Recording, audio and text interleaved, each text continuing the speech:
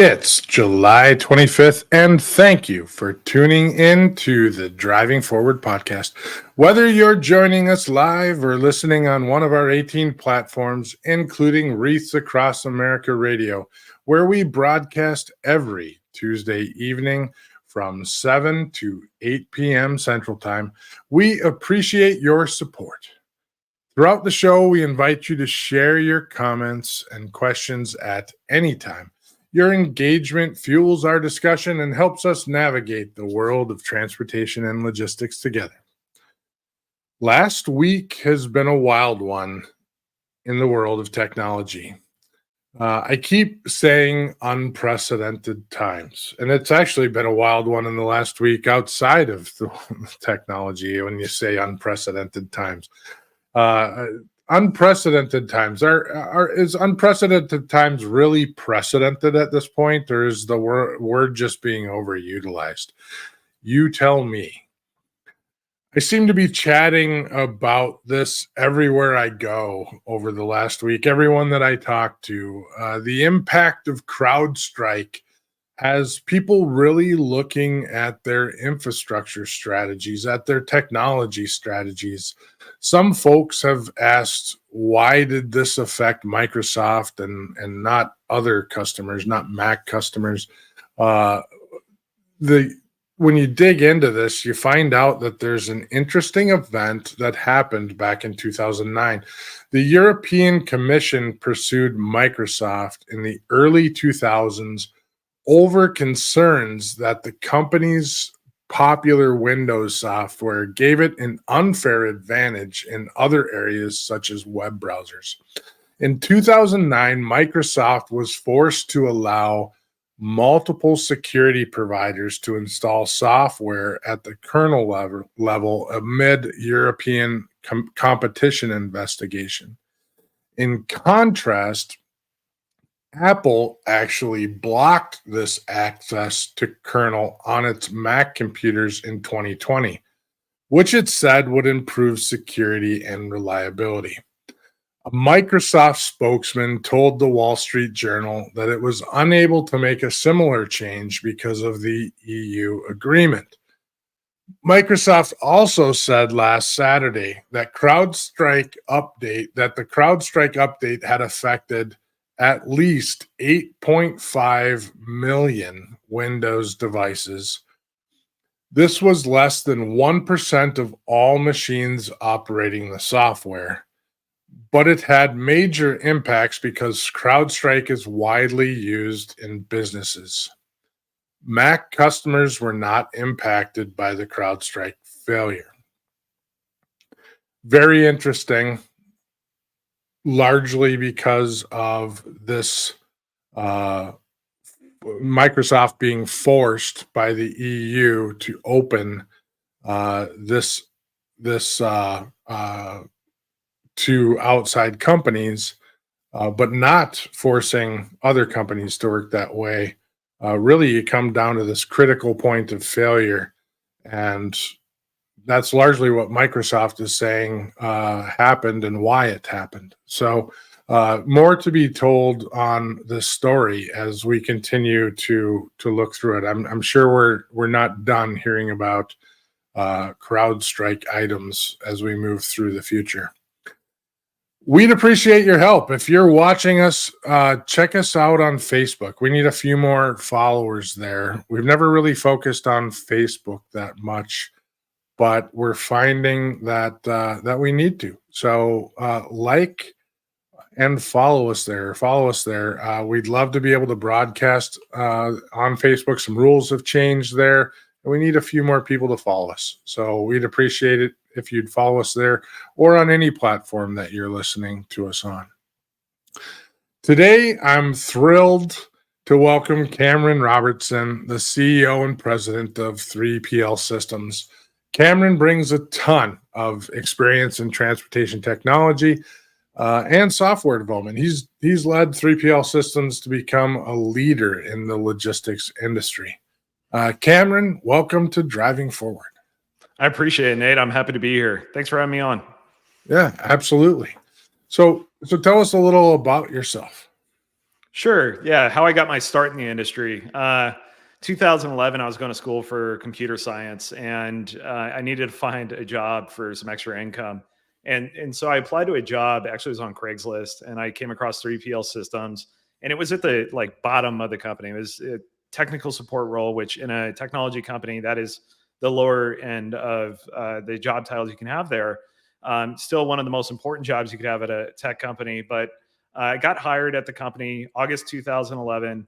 Over the years, quickly climbed the ladder into the technical side of the company, and went all the way up to chief technology officer for a few years, about 5 years actually as CTO, and then I ended up as CEO of the company. But what really drove that was this entire idea of rebuilding our core application from the ground up in 2015, which is a massive risk for any tech company to take on, Right.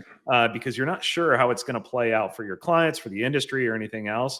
But what I did know, being a young technologist in the company and the industry, is that if we stayed on our old technology stack, this company was going to ultimately head to the pasture. Right? It's not going to stick around. And so making that decision was a turning point for the organization. But my background heavily in the technology side.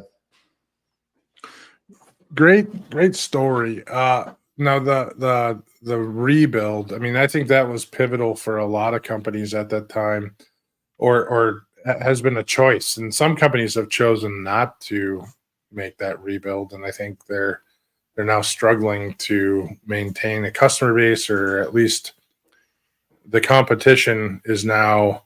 We have a deep awareness of the industry. We have a deep awareness and functionality, but we have an antiquated UI UX, and we're not able to maybe be nimble with integrations and et cetera, et cetera. Now your product, with the way that you were able to build it, and I'm jumping ahead, maybe answering the question for you, but the question is then, because you rebuilt it in 2015 and move forward with a more modern tech stack, you're able to maneuver through those scenarios easier. Yeah, it's a night and day difference for us as an organization. So part of the design that we went with, which is called, the framework we chose called .NET Core at the time. And it was brand new. It was literally new to the market when we started building on it.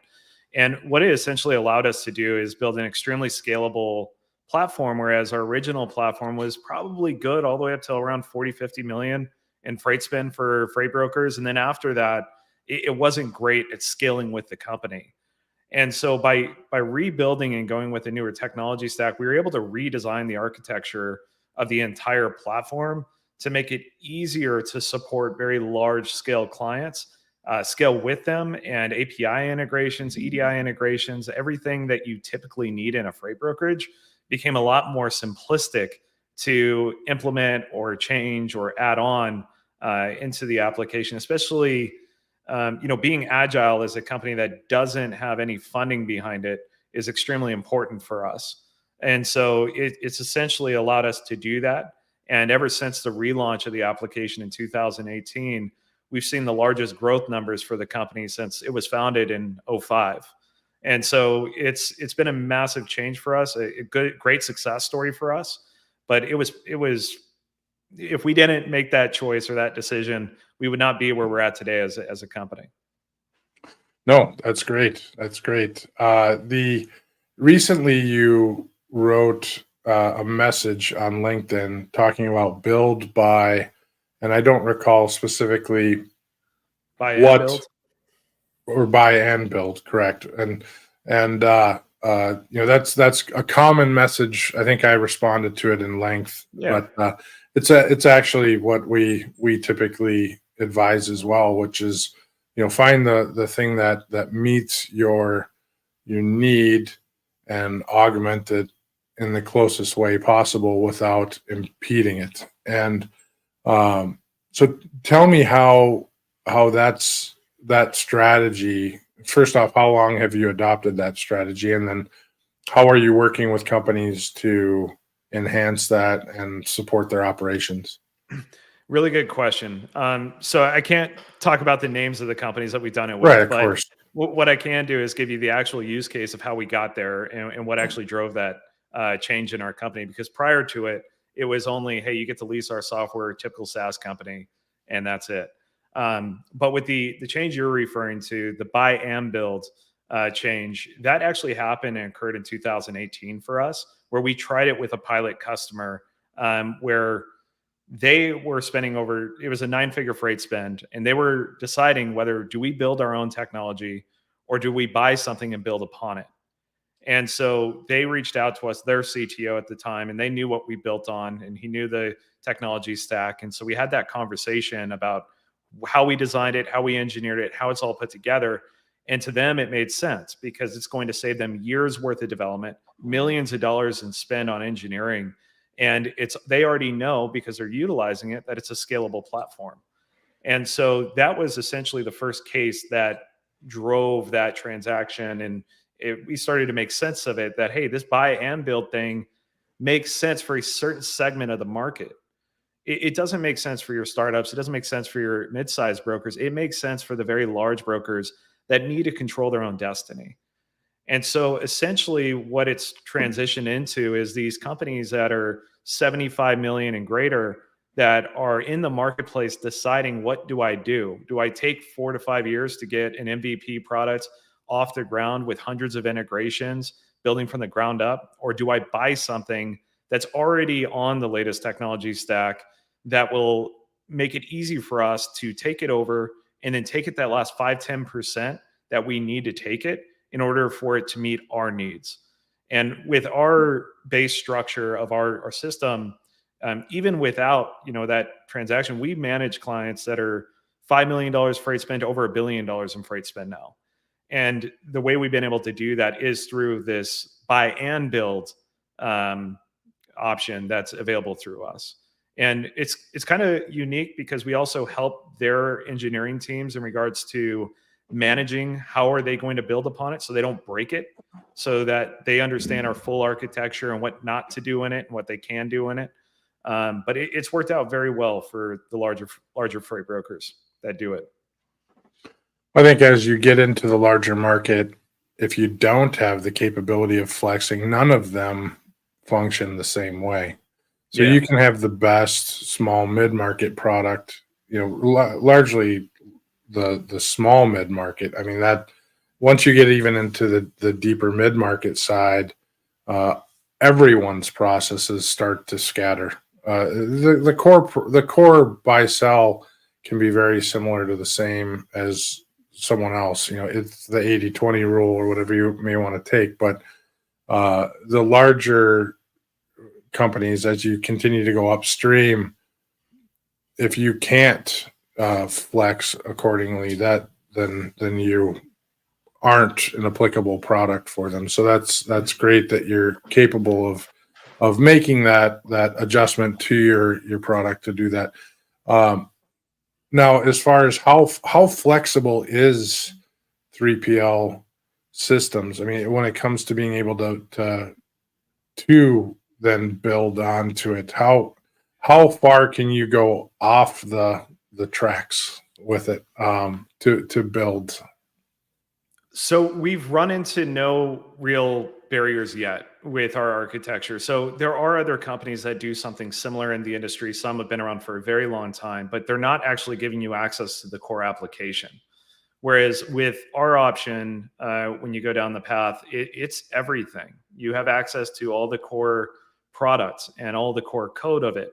And so you're able to make changes that you can really take it in any direction. And with the stuff that we provide during that transaction and the continued support that we give them, there is no real barriers to what you want to do, but it just needs to stay within the technology stack that it's built on. Meaning you don't want to start plugging in or building on with different languages. You want to stick within the technology stack. But when it comes to capabilities, I mean, we've seen some very unique things done already, which again, I can't go into detail on, sure. But it's worked very well. And with our guidance alongside what they're looking to do, it's allowed them to go into the directions they want to go. And so one thing that as a CEO of this company and prior CTO, I'm hell-bent on staying up to date on technology stacks. So .NET 8, for example, is the latest technology stack available on the Microsoft stack, and we're already upgraded to it. And so we have to stay up to date with technology, especially as it continues, because the moment you stop investing in that as a tech company, or even a large scale freight brokerage, or any company for that matter, you're kind of leading to its grave. You're taking your technology and just leading it to its grave over time. Whereas you continue to invest into it and it stays on your P&L very high up there, it's going to bring you a lot more success in the future, especially where just everything's headed these days. I think everyone knows technology is key in every single business aspect at this point. So, yeah. To that point, I had a discussion recently with a business owner, a trucking company business owner, and actually almost every trucking company business owner or brokerage business owner, you have a discussion with them. And if they've been an owner for 10 or 20 years, whatever the duration, one of the questions most over the last 10 or 20 years in the industry, and 95, if not more percent of the time, the first answer is technology. And when you really look at that, the second answer is usually compliance and regulation. But the first, and if they don't say technology, it's compliance, regulation, and then technology. So that's kind of an amazing answer when you get down to it. If you look at the last 10 years, how much this particular industry has changed in the last 10 years from a technology standpoint, how much faster we're moving. And to your point, staying on the most modern tools, the most modern capabilities that are out there. So when you need them, they're there. You're not having to go to something legacy or older and pull it forward. The cost of that is expensive, to try to modernize, whether even if it's something that's a year or two old, it's still a step that you have to take before you need to take the step that you want to take. So fair enough on that. I agree completely. So that's almost answered the next question that I had for you. But I'm going to ask it anyway, because I feel like you're going to add more to it, which is, what do you do to ensure that your solution or group of solutions are scalable and adaptable to meet the needs of your clients? And I'm going to put a bit more onto this because I'm circling around the build and buy and the buy and build. Upgradability, ensuring that it maintains, because many times people buy and then they build, and that may take them off an upgrade path, or they're now on their own path, and that takes effort. So if you can address that on that question, I'd appreciate it. Sure. So it really depends on how we work it out with the individual client that's looking for this type of solution. However, in regards to scalability, we have a very talented team of engineers, and we're lucky enough that leadership is very technical as well on this side. So we are able to make calls that make sense, and we're constantly researching technologies, just what we do. So we're making calls that if we're making a change to the application, one of the number one questions we're asking is it scalable?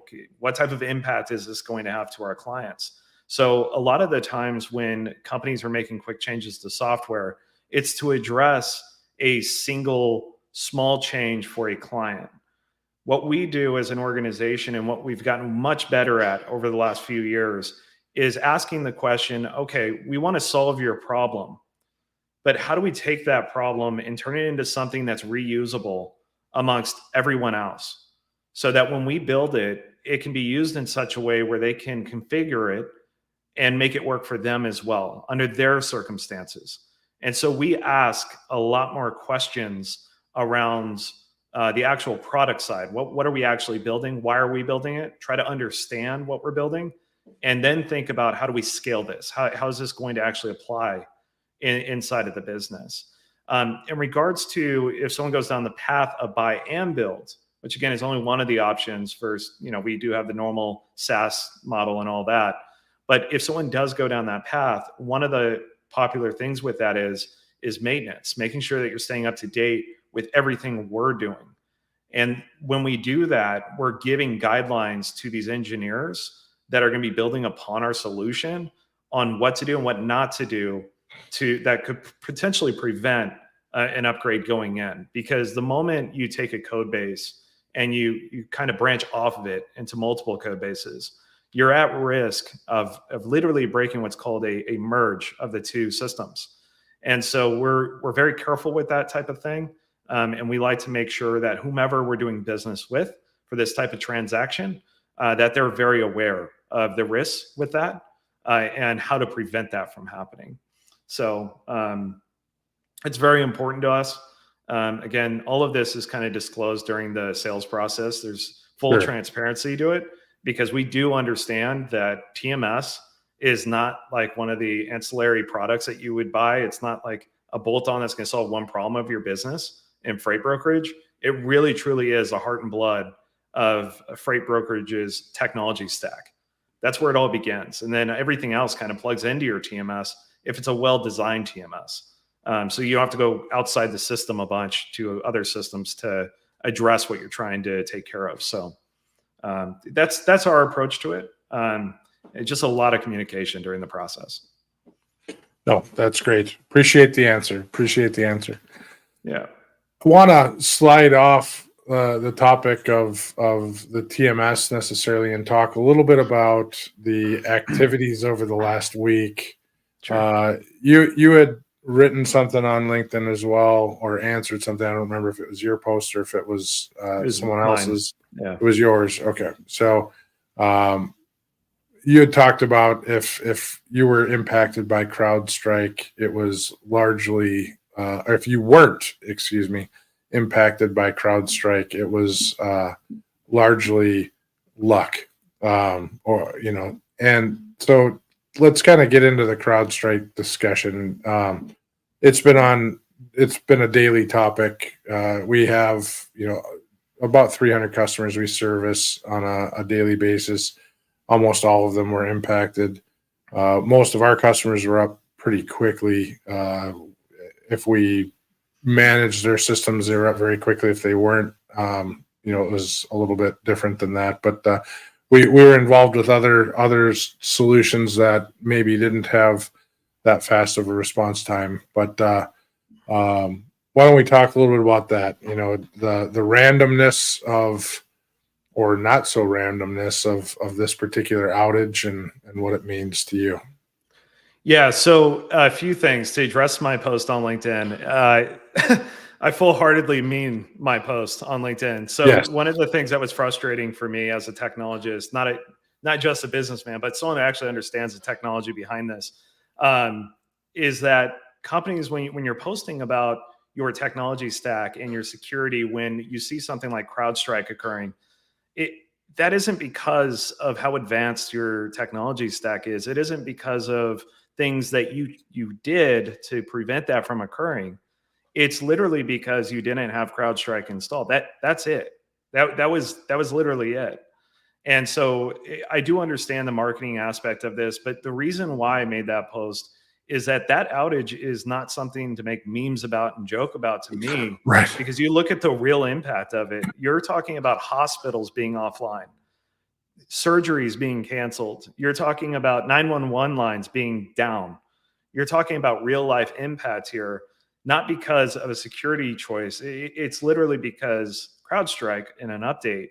And CrowdStrike, just to give some background on it, that is like platinum standard cybersecurity. It is one of the best, if not the best, for cybersecurity when it's deployed into the environment.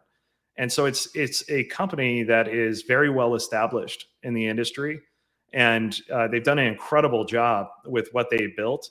It was a bad update, and it's happened to Microsoft. It's happened to AWS. It's happened to us. It's happened to pretty much anyone who owns a tech company or runs a tech company. Absolutely. And that's really what that post was about. It's a weird thing to try to advertise like, oh, look at our great security, but it had nothing to do with that at all. Right. Yeah. No, I think, whatever we want to say about the bad update, it's a bad update. But the amount of customers that CrowdStrike has, and the way that perpetuated and the way that it impacted, who would have ever have thought that well, first off, everyone was impacted. The resolution was very fast.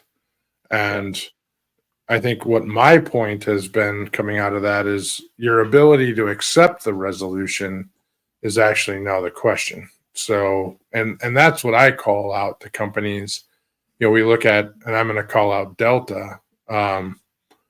They're still struggling, and I hold Delta in the highest regards of all airlines. I fly them exclusively, and this is the biggest struggle I've seen Delta ever have, and they're having a tough time coming back from this. And I don't think it's necessarily entirely a system issue. It's an infrastructure issue. It's they have a systems problem that they're not prepared for in this particular scenario. And I think they've said that they're going to have it fixed today and they'll be out of it by tomorrow. But that took them a week, and that's a very large company. So I agree wholeheartedly. This was a major outage, and most organizations, I think, were out of it fairly quickly. Most organizations by end of Friday, the pain was gone, but many still existed through the weekend. So with that has come, I'm going to throw another question out here in a little bit because we've had two, maybe not in transportation, we've had two major events over this summer in technology. CrowdStrike being the most recent and probably the most public. But with CrowdStrike, you hit it on the head. It impacted every industry. I mean, I was in Vermont at the time. I couldn't even pay for my breakfast at the hotel I was at. I couldn't check out of the hotel I was at. We were starting to make planning around what happens if we're stuck and we're not able to fly out. What hotel are you going to check into? And you can't even check into a hotel. So pretty crazy stuff when you look at how the world's infrastructure circles together through all of this. And so then you go to take it down to the individual and the individual company, and you say, what sort of tactics can you take to defend yourself from this? So, and that can be, so I'm going to ask you that question, which may be putting you in a corner. And I don't intend to ask you that or put you into a corner, because it's an impossible answer that I think the world's asking this question right now. So I'm asking you that question. What do you think can be done to help move us away from these potential problems in the future? Yeah, absolutely. So one of the big things that you talked about is infrastructure, and infrastructure is really the answer to that question. It's what does your backup plan look like in any scenario? So when you're looking at the infrastructure of companies, you want to understand as an organization every single action you can take based on what's in my environments. So there needs to be a backup plan for everything, especially at Delta's size. It's actually it highlighted that issue, which is infrastructure, which is different than what happened with CrowdStrike. CrowdStrike is just one aspect of the infrastructure, not the full infrastructure. And so having multiple backups in regards to multiple environments that you can fail to. So I've seen organizations that recovered very quickly that are larger, that are on two different environments altogether to manage their company. And that could be on AWS and Azure, not just being on just Microsoft to manage your company, for example. And so you can have things that will actually fail over to different complete environments with different tech stacks. And you can have different technologies backed behind those tech stacks. It really depends on budget and how well prepared you want to be. The CrowdStrike issue, that pretty much has never happened. That's the largest IT outage, I believe, in history. When it comes, And so no one was prepared for that. Obviously, there's a lot of companies, as you mentioned, recovered very quickly, but it's really taking a step back and speak to your CTO, speak to your CIO, speak to your IT consulting company about your backup plans? What are our failover plans? If you don't have a written out failover plan of how to get out of situations like this for a team to follow, you may have people scratching their heads in the middle of the night saying, what do we do? We only had that one environment. And then you start asking yourself, well, why do we only have that one environment? Why do we not have offline backups and things like that we can fail over to or spin up into a new environment to take over while this outage is occurring right now? So there's no one answer to that question. It's actually, like you said, a very complex question because there's so many different ways that you can solve for it. It was just a very unfortunate event that occurred, and I do not expect it to happen again with CrowdStrike. After how that played out. Yeah, I don't think we'll see it again with CrowdStrike, and that it's a difficult one. But in this particular scenario, we preach cybersecurity. We're certainly not a cybersecurity company, but because we're a managed services company, we have certain tactics and we have certain policies in place because we work with companies to lay in fundamentals. And the fundamentals that we would have laid in here for redundancy would have never have been, let's have Azure, let's have AWS, let's diversify to that level. We do diversify in data centers, which potentially may have actually, what's hidden behind all of this too is actually Microsoft had a data center outage Friday previous to all of this too. So what we first thought was a data center outage and then that actually corrected itself. So no one even hears that there's a data center outage. But redundancy above all things is certainly the case, but build that plan, but then also test that plan and test it frequently enough to where that your team, when there's a problem, they're not coming into it and have never actually attempted to execute. So, if you're dusting off a book that has a plan on it and there's an inch of dust on the top of it and you've never looked at it before, you're probably toast. So that's you're not gonna be able to be successful in attempting that. But once again, I use the term unprecedented with CrowdStrike. But there's another one that's somewhat unprecedented, which is CDK Global. And I don't know how familiar you are with that. That's the automotive dealership software that got nailed with ransomware. And so that's really the first SaaS product that we've seen go down that had a major impact on something for a long period of time. And you have a SaaS product as well. So everyone should be taking fundamentals to that. So, to that point, what do you have your customers do? What's your recommendation being a SaaS product CEO for your customers? How do you say that? What activities are you doing to ensure the product's safe?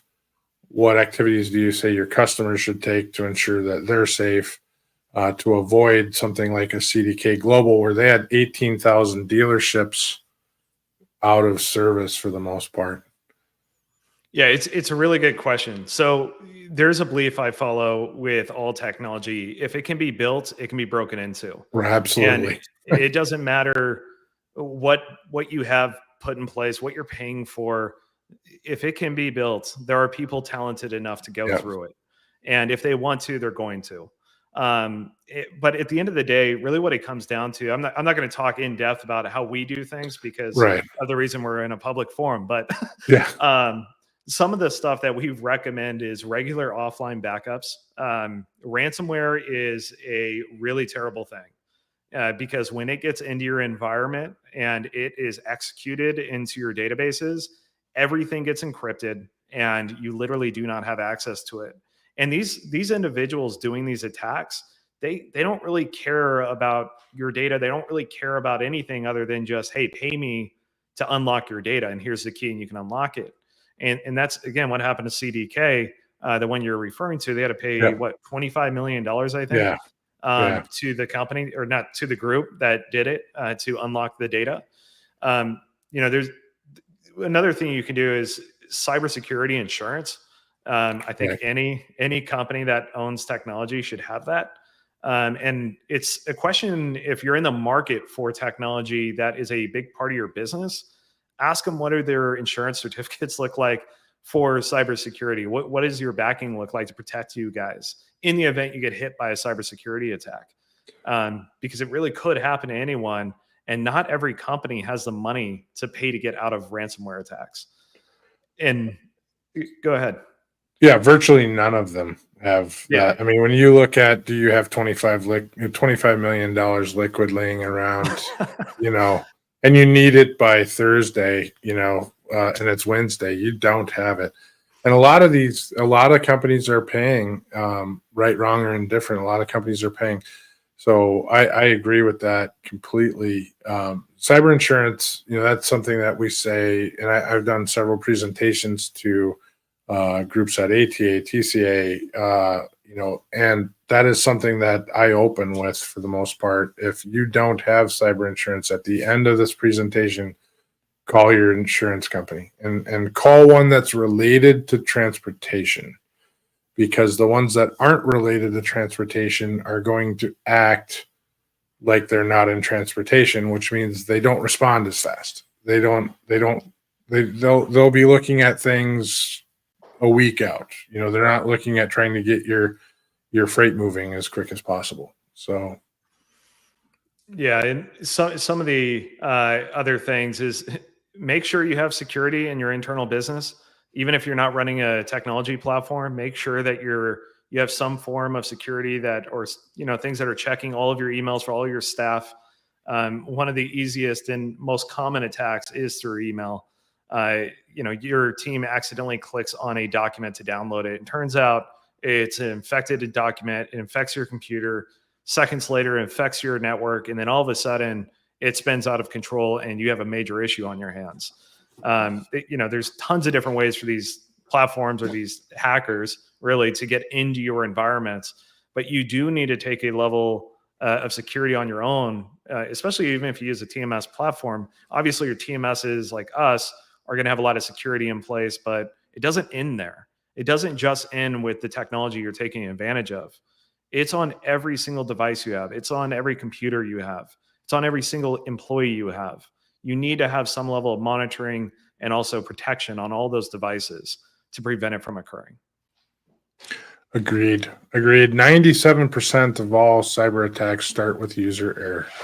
Oh yeah. Whatever that may be. It's so education is a great first line of defense too, is continued education for your user base. I agree with you there. So what's next for 3PL Systems as you guys continue to dominate or continue to seek domination in the industry? Yeah, I think domination as a TMS, any TMS, is extremely difficult. I think it was hard. A lot easier back in the day when there was not much competition. But for us, we're really just focused on what our clients' needs are. So something really big for us and something we take to heart is listening to our client base, truly listening to them.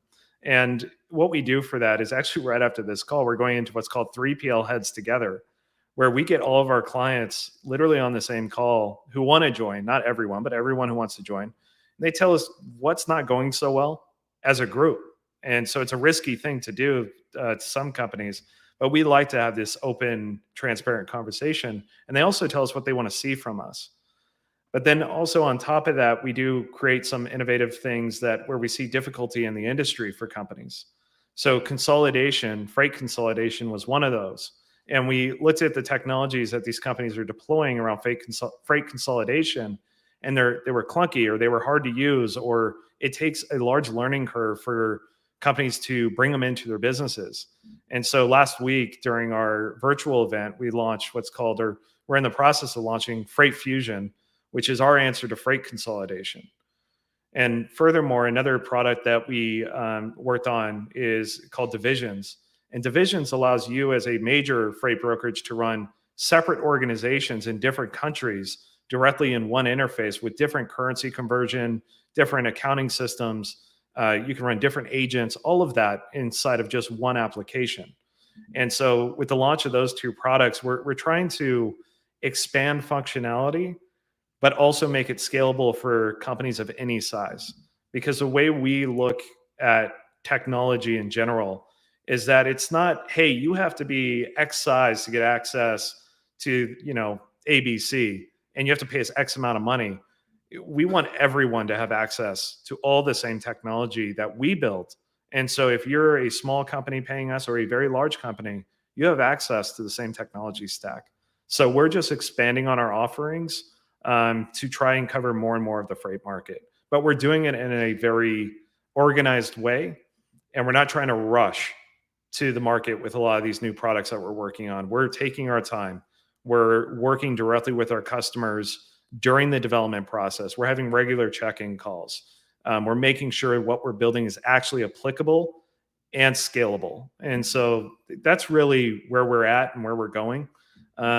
We don't view the industry as like, how do we dominate the industry? We view it as, let's grow in a way that is scalable for us and also makes sense for us, so that we don't turn into one of those companies that, hey, I'm just looking at numbers. I want to hit all these numbers and we want to impress investors. We don't have that. We are, again, self-funded as a company, been around for 20 years, and we're going to continue to act that way and control our own destiny alongside our clients.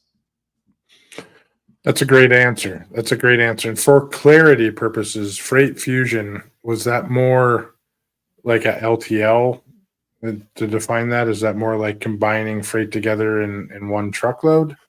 It is, yeah. Okay. That's exactly right. So a lot of algorithms we built will automatically identify all the freight in a certain area, automatically recommend consolidations for you, take it to the terminal. All those layers of needs around consolidation are built in now. And multiple clients loads on one truck. So you can have multiple accounts receivable associated one accounts payable, all that type of stuff.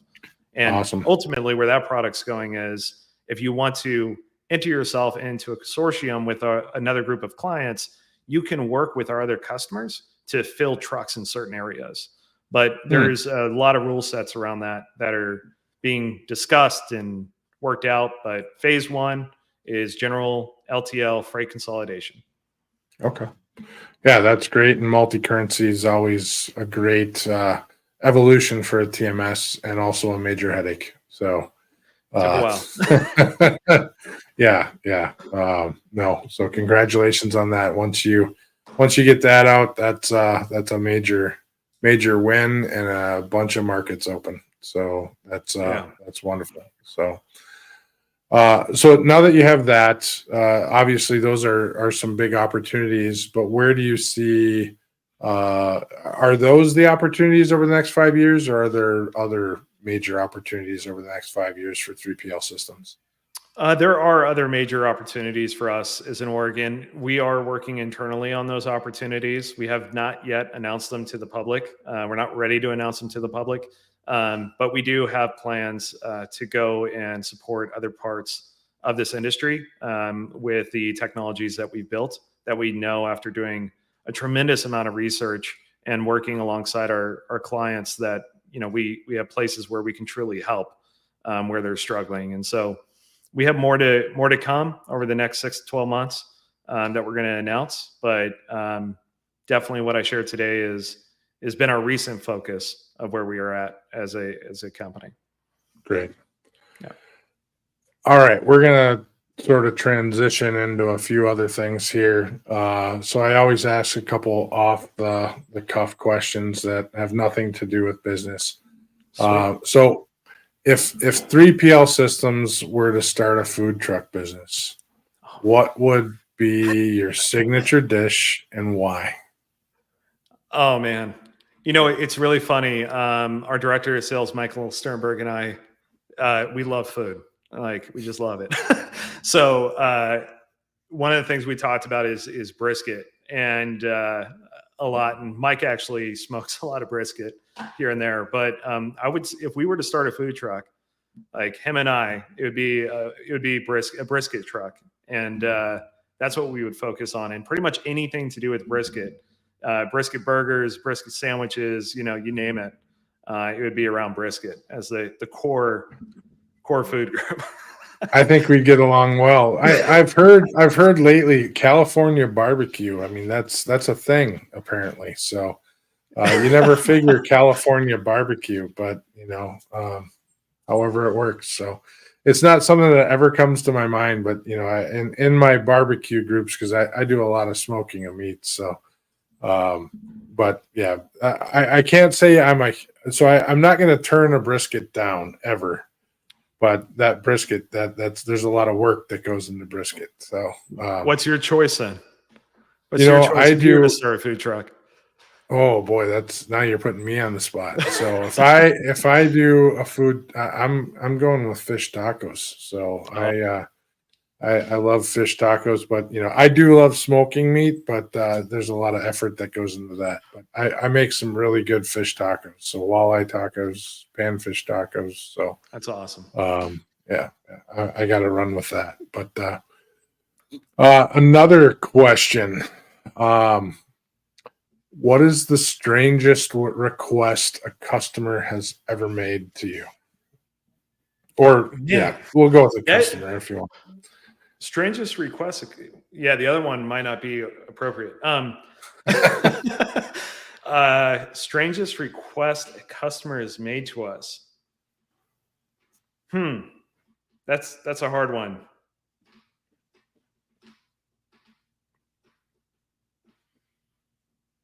I might have to skip that question. Here's fair enough. I'm going to answer that in a weird way. Probably not directly answer your question. Sure. We as a SaaS company, we get probably 5 to 10 enhancement requests a day for the system.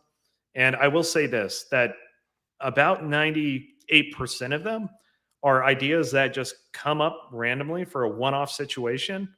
And they want you to engineer and build something around it where it's either going to solve like a, single case in a multiple month period, or it's not something that's going to have a true impact. So for us as a software company, it's hard always to say no for anyone. That's actually a skill set you have to grow. I agree.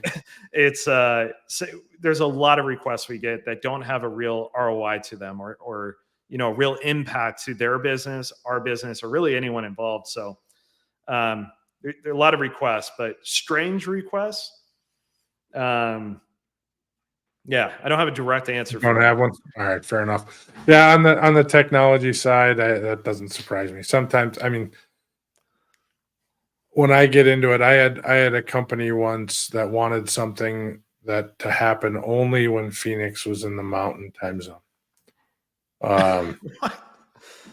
That's interesting. I mean, it's one that I use to say how variable this industry is.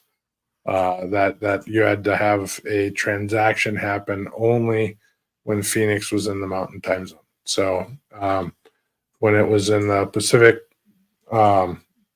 it didn't happen. So one, actually, just one.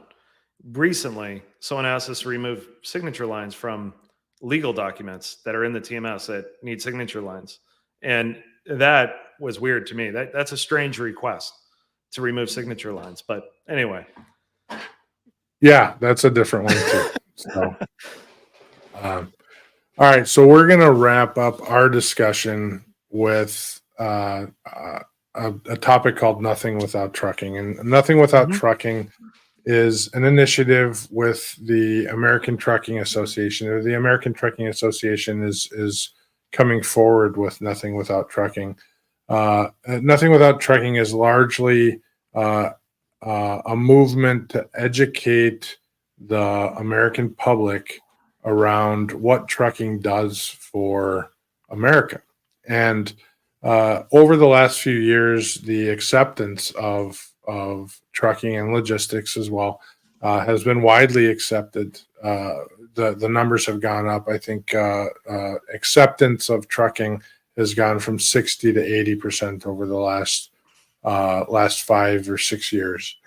But some of the statistics are 80% of the communities in North America rely exclusively on trucking to receive their goods. There's 8.4 million people employed in trucking related jobs. This is one that I really like, is 98.5% of pollutants have been eliminated from truck tailpipes or exhausts over the last 40 years. And trucks are 60 times more clean than what they were in the 90s. So 60 trucks on the road in the 90s, or one truck on the road in the 90s is like 60 trucks on the road today. Someday I'll get that exact statement right the first time. But yeah, 60 trucks on the road today is like one truck operating in the 90s. But what we're trying to portray is all of these statistics to the motoring public, to the public in general, to say, listen, you hear everyone talking about the dirty truck going down the road or this or that, but really trucking is and always has been America's backbone. And we're here to service the American public. And through COVID, we were there to do that. And we made sure that the groceries were on the shelves. So with that comes a few questions, and a few questions just in general about the industry and how it's impacted your life. So with that, what is the most rewarding part of working in the transportation industry, or what has been your most rewarding part of working in the transportation industry? That's a really good question. It's actually one of the reasons I chose to stay within the industry. It's really understanding and knowing the true impact of what you're doing and the impact you have. For me earlier on, it was like the impact to the US and what we have for the people here in the United States. But in reality, it's an international thing. It's worldwide. But knowing that you have direct impact on making sure that goods are being delivered to families, to hospitals, to law enforcement, to military, to everything, it means a lot. And our technology drives, for us and what we do, our technology drives billions of dollars of that. And so you truly take pride in that. Or, if you're in the industry and you don't, that's a separate problem. But for me, I take extreme pride in what we're doing, what we're building, and understanding that, the type of impact that we have on all families across the nation. And one thing I will say about this specific subject, when I got into this industry, I didn't know anything about trucking at all. And I did not even understand, 1% of what I understand today about the impact it has. And so most people in the US, and I'm sure in the world, don't truly understand how important this industry is to them and their day-to-day lives, and also the impact it has just in general across the board. And so, over time, it's like when you understand that, especially if you're in this industry and the impact you have, it's an exciting thing. So it's a big part of my drive in what we do as a company. Great answer. And I agree. The footprint of this industry and it touches everyone, whether they realize it or not. And I think that's what kind of, when you get into the industry, whether it's on the technology side or the operation side, I spent half my career running trucking companies, and once you're in it for a year or two, you just start to kind of love the idea and love the concept and how complicated the industry can be and how that impacts everyone. So I agree with you. Another question. What's a skill you never expected to learn working in this industry? Leading a company. That's definitely it. I mean, early on, I actually didn't want to really go down the path of technology. Ultimately, I think I was going to end up in law enforcement, and I really fell in love with it in this industry, and ultimately it led me into the position I'm in today. And so leadership is honestly one of the big ones for me, where this industry took me. Whereas if I went into another industry, I don't know how that would have played out. So, and also just like learning all of the verbiage in this industry that's used. There's just so many acronyms and so many different things going on, but skill set wise, definitely leadership. Oh, great. Great. I'd have to join you on that one. That's one I mean, if you go back to the 18-year-old me I've said this a couple of times. Actually, Kevin and Hill and I had this discussion at Broker Carrier Summit, and we were just sitting around having a cocktail, and we said, who would have thought the young us would have been sitting here talking about the waves of the industry with authority of all things, with other business leaders and other various people in the industry. Who would have thought this as we're all approaching our 50s? Kevin's a little older, so but either way, who would have thought that? And then the study of leadership. It's one of my I've studied leadership my whole life, and I love talking about it, and I love talking about the concepts of it, and I love teaching the concepts of it. So it's one of my favorite things. It's what I write about all the time. So I would have never have thought that as an early career adopter into transportation, or certainly before that, because you and I both share that where we started in law enforcement or with aspirations of law enforcement and ended up dropping into this industry. So, well, where can people find you, Cameron? What's your socials? How can we get a hold of you? Absolutely. So easiest way to get a hold of me is by email, Cameron at 3PL Systems. You can also find me on LinkedIn, just Cameron Robertson at 3PL Systems. And you can also reach us, 800-965-8205. Always happy to have a conversation, always happy to provide guidance for technology stacks, even if it's not about our system in regards to, hey, we're looking for a TMS. I'm always happy to tell you about my experience in working with all of these different technologies in this industry, because we've integrated with hundreds. So a lot of experience on that, but really appreciate it. Yeah, no, it's been great having you on. You're the first person, you might be the second person that's ever dropped the phone number on the podcast. And I think I've done, this is episode 30. It's not my direct line. Fair enough. So this is episode 32 last year, plus other things. I think we've done 50, 60 episodes now, something like that. So yeah, you're the first person I think that's ever dropped, or maybe the second person that's ever dropped the phone number. So nice. Kudos to that. But absolutely. Original. So reach out to 3PL Systems if you guys are looking for a TMS on the logistics side. Reach out to Cameron if you have any questions. Appreciate you coming on, Cameron. It's been great. Looking forward to having further discussions with you. Absolutely. Thank you, Nate. Appreciate you having me on. Absolutely. Yep. So we'll wrap up this episode. Coming up soon, next week we are at the Minnesota Trucking Association annual conference. This is, I don't remember what year it is, but 92nd annual conference. We got a crew of people there. Starts Tuesday next week. I've been a member of the Minnesota Trucking Association for as long as I can remember, and always excited to go to this event. So there's a good number of people going to it, and definitely looking forward to meeting everyone. Following that, next week, we're dropping the freight movement websites dropping next week. I don't have that specific day as of yet, but we're looking forward to that. I think it's coming down Monday. So look for freight movement. The web or the another freight podcast should also be coming out here soon too. We were just looking at some episodes that are recorded, and I think we're doing some tweaks there. So I know I've talked about that in the past. And so next week, once again, the Minnesota Trucking Association, we are there. It'll be a recording on Thursday, I think, though. So we're going to put some clips together based on the timing. It'll be a recording on Thursday. The following week, we have Chad Olison on August 7th. So it'll actually be a Wednesday live session with Chad Olison.